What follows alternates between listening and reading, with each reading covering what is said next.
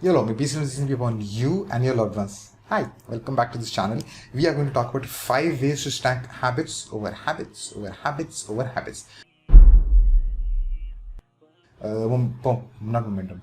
Productivity strategies for introvert entrepreneurs. So this is going to be a productivity video about like you, if you are great in habits and momentum and stuff like that. You've heard from me a lot of times. Like you have heard from a lot of people a lot of times. If you know how you're dealing with stuff, this video becomes irrelevant for you. You can do something more productive.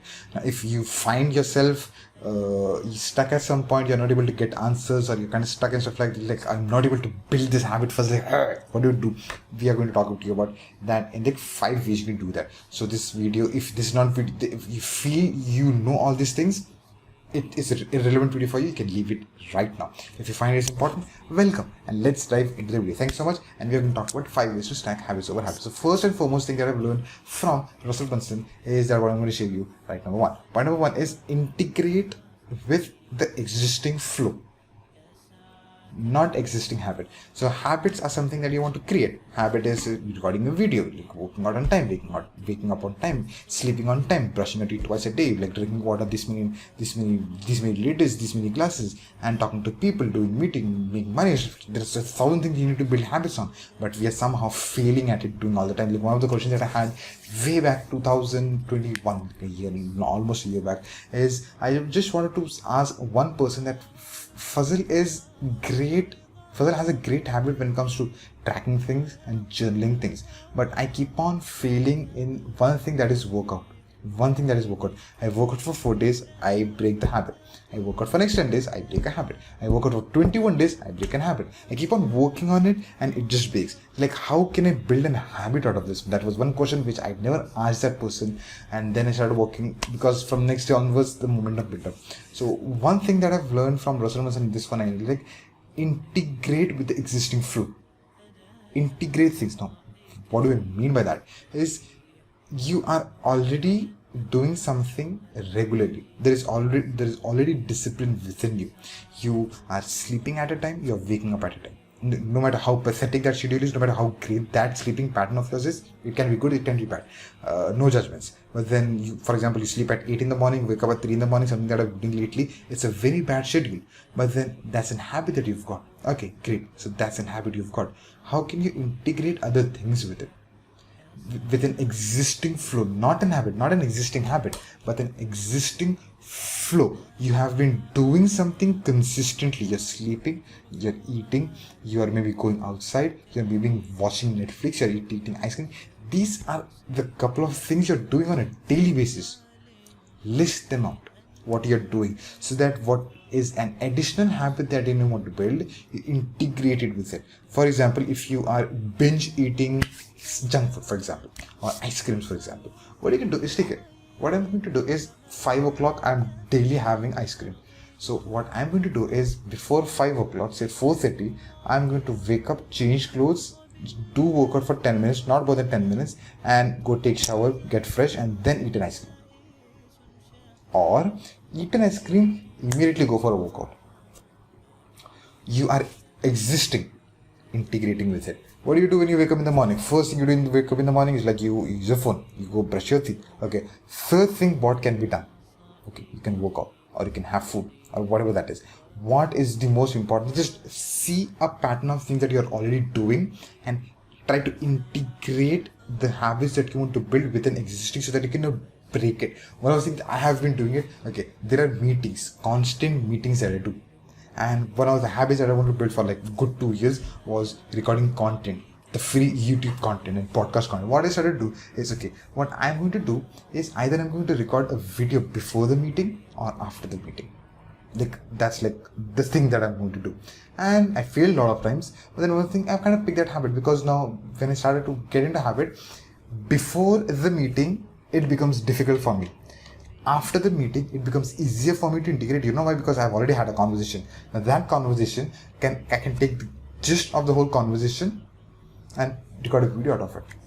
What this does is reduces the struggle of me to create a new idea, because I've already spoken about it, I've already coached about it. I just have to extract essence from the whole conversation, record a video, through it out, like post it or publish it, record, publish it, and stuff like that. So integrating with something that you're already doing, that you're already consistent with it. So that builds the momentum. Point number 2 is pack things together instead of like something that we also have learned from James Clear in Atomic Habits. Like try to pack things. Like if you're doing like one thing, it's going to become difficult for you. Okay, you're going to wake up and habit. You're going to brush your teeth and habit. You're going to go freshen up. That's an habit. You're going to chase clothes. Habit. You keep on. It's all packed. You then work out. You eat eggs or protein or whatever that is. You take shower. Then you come get your coffee. Then you do journaling. It's packed.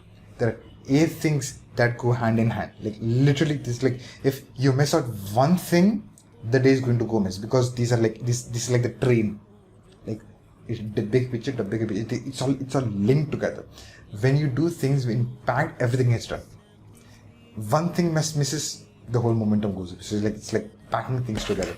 Point number 3 is, instead of working on habits, something that I've been talking about, habits and momentum. But then when you keep on thinking about habits, work on momentum.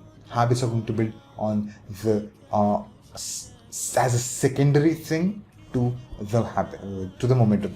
Momentum for me is a big thing. Cool. Now when momentum is like, you have your 4-wheeler which is stuck on the road and you want to take it to the petrol pump, like which is like 5 kilometers down the line. What do? You need to push, and you need to work really hard to push that whole vehicle, because you're all left all alone. And if you just have to push it, and you have to take a lot of efforts to go all the way there.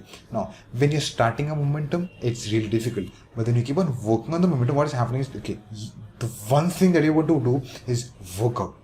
Okay, when you're working on the momentum of working out, okay, you're doing it day 1, day 2, day 3, day 4, day 5. You're stacking days over days. Secondly, what is going to happen is your food diet is going to get better, because you're working really hard. Your sleeping pattern is going to change, because you are getting tired. You're going to eat nice, because you are working so hard that you don't want to let that energy and that work just go in vain. Your mindset gets relaxed. You're peaceful, and look, 1,000 things happen beneath the momentum.